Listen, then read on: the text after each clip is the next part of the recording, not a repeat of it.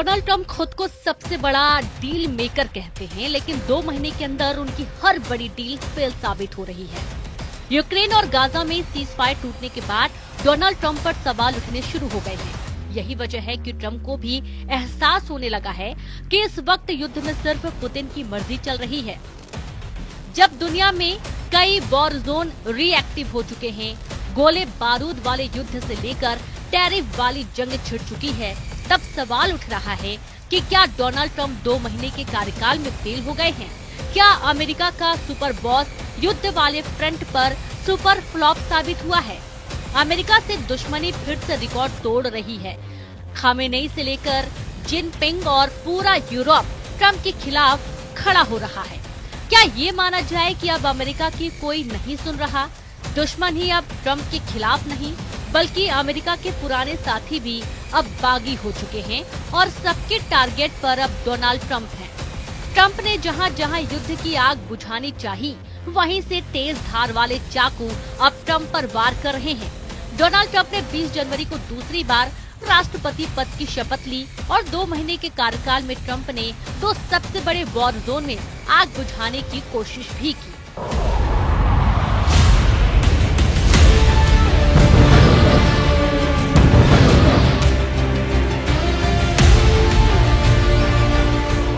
पहला war zone Gaza, जहां 15 जनवरी को सीज फायर का ऐलान हुआ, लेकिन ट्रंप की शपथ से एक दिन पहले यानी कि 19 जनवरी को लागू हुआ। वो सीज फायर ठीक 2 महीने बाद तार-तार हो चुका है। दूसरा वॉर जोन यूक्रेन, जहां डोनाल्ड ट्रंप ने बहुत मिन्नत और मशक्कत के बाद पुतिन और जेलेंस्की दोनों की 30 दिन के युद्ध विराम के लिए दोनों को राजी किया, लेकिन ट्रंप कार्यकाल के 2 महीने के अंदर ही यूक्रेन में फिर भयंकर युद्ध शुरू हो चुका है। यानी ट्रंप यूक्रेन में भी फेल हो गए, जहां पुतिन और जेलेंस्की एक दूसरे पर आग बरसा रहे हैं, और गाजा में भी ट्रंप नाकाम हो चुके हैं क्योंकि इजराइल ने सीज फायर तोड़ डाला और 48 घंटे में हुई बमबारी में 700 से ज्यादा लोग मारे गए हैं। लेकिन ट्रंप अब भी सीज फायर मूड में है।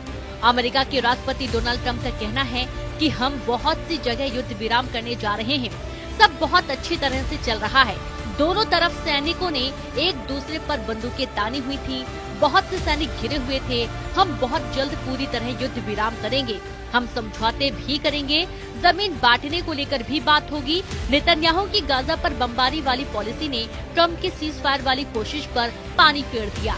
गाजा में हालात बहुत ज्यादा खराब हैं और एक बार फिर से नेतन्याहू कह रहे हैं कि हमास को पूरी तरह खत्म करना ही उनका एजेंडा है।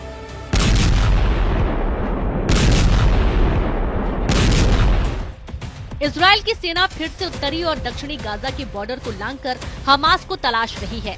नेतन्याहू के टैंक बचे कुचे गाजा को फिर से रौंदने को तैयार है, लेकिन असली एक्शन में तो उनके फाइटर जेट हैं, जिन्होंने फिर से टनों बारूद की बरसात गाजा पर शुरू कर दी है। नेतन्याहू कह रहे हैं अब हमास से बात होगी तो बमबारी के साथ होगी।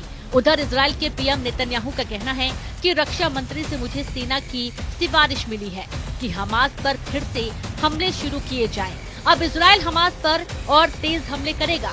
अब बातचीत सिर्फ बमबारी के बीच होगी।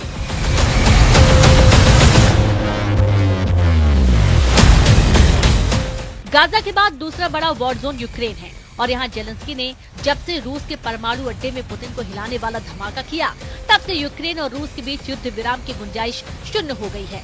इस बात का सिग्नल पुतिन की तरफ से ट्रंप को भेज दिया गया है।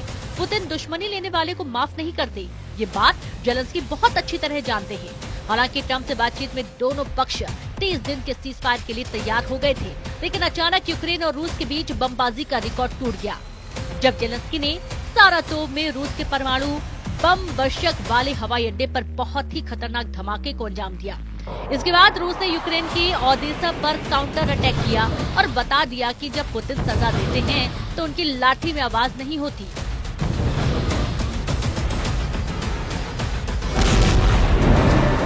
इस वीडियो को देखकर जेलेंस्की से ज्यादा डोनाल्ड ट्रंप को डर लग रहा होगा, क्योंकि जिस युद्ध को रोकने का ख्वाब उन्होंने देखा था, जिस युद्ध को रोकने के नाम पर वो अमेरिका में दोबारा राष्ट्रपति बने, वो जंग अब ट्रंप के कंट्रोल से पूरी तरह बाहर हो चुकी है।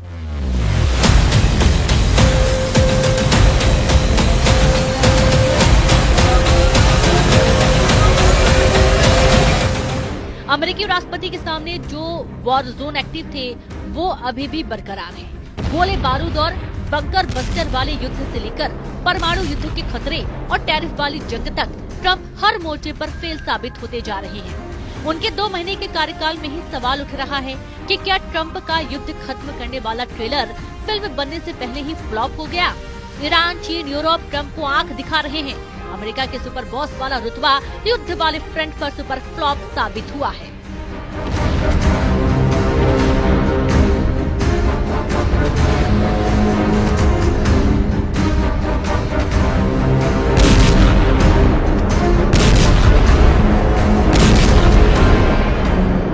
उधर ईरान के सर्वोच्च नेता अली खामेनेई ने 2 टूक कहा कि अमेरिका को पता होना चाहिए कि ईरान को डराने से कुछ नहीं होगा। ईरान ने भी कभी युद्ध शुरू नहीं किया, लेकिन अगर कोई बुरे इरादों से काम करता तो उसे सख्त सजा मिलेगी। ईरान के सर्वोच्च नेता अली खामेनेई बार बार बता रहे हैं कि अमेरिका चाहे जितनी बड़ी ताकत हो, डोनाल्ड ट्रंप चाहे जितने बड़े डील मेकर हों, ईरान उनके साथ समझौता नहीं करेगा। वैसे ट्रंप को ईरान ही नहीं यूरोप भी आंख दिखा रहा है। यूरोप में ट्रंप को लेकर विश्वास डगमगा गया है। पोलैंड ने डोनाल्ड ट्रंप से जो मांगा है उसे लेकर पूरी दुनिया हैरान है। पोलैंड अब युद्ध पुतिन को परमाणु टक्कर देने वाला लॉन्च पैड बनना चाहता है। वो इसलिए क्योंकि यूरोप में ट्रंप को लेकर भरोसा 0 लेवल पर है।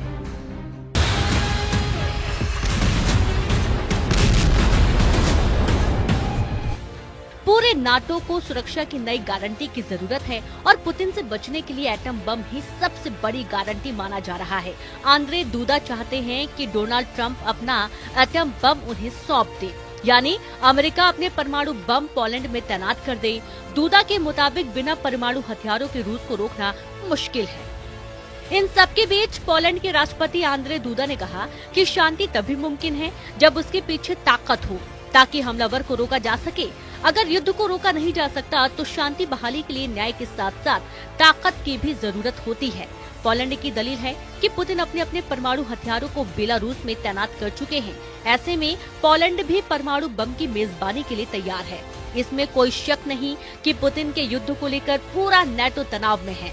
पोलैंड तो यूक्रेन के बाद पहला फ्रंट है जहां लगातार नेटो की सेनाएं एक्टिव रहती हैं और अब पुतिन के साथ ट्रंप की नजदीकी ने पोलैंड ही नहीं पूरे यूरोप में एक डर बैठा दिया है।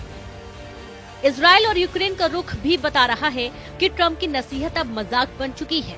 गाजा में युद्ध विराम टूट चुका है और जब से ईरान के परमाणु कार्यक्रम को लेकर ट्रंप ने नजरें टेढ़ी की हैं, उनको भी तेहरान से कड़वे बोल सुनने को मिले हैं। ईरान के युद्धाभ्यास लगातार जारी हैं। ईरान अपनी मिसाइलों को दिन में भी फायर की जा रही है और रात में भी उन्हें टेस्ट कर लिया गया है। ईरान ने अपने 200 किलोमीटर रेंज वाला बावर 373 एयर डिफेंस सिस्टम दिखाकर बता दिया है कि वो अमेरिका के चैलेंज के लिए तैयार है। ईरान की ये मिसाइल लंबी दूरी तक दुश्मन का पीछा करती है और फिर उसे मार गिराती है।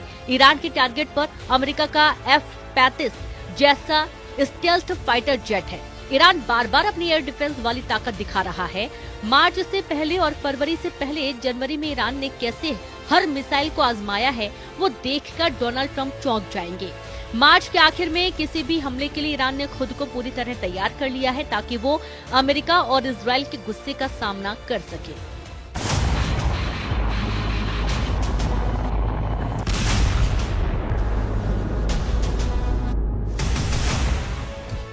ईरान ने जनवरी के महीने में 4 युद्धाभ्यास करके ईरान ने अपनी ताकत दिखाई है। ईरान का साथी देश यमन और वहां के हूथी विद्रोही भी ट्रंप को ललकार रहे हैं, जबकि ट्रंप कह चुके हैं कि वो हूथी को मिट्टी में मिला देंगे। यमन की राजधानी सना में ये भीड़ ट्रंप को चुनौती दे रही है। सवाल है कि क्या ये मजमा देखकर ट्रंप यमन को दूसरे गाजा में तब्दील कर देंगे। यमन के पास अमेरिका का एयरक्राफ्ट कैरियर ट्रूमैन लगातार एक्टिव है और यहाँ से उड़ने वाले हर फाइटर जेट के टारगेट पर यमन के शहर हैं।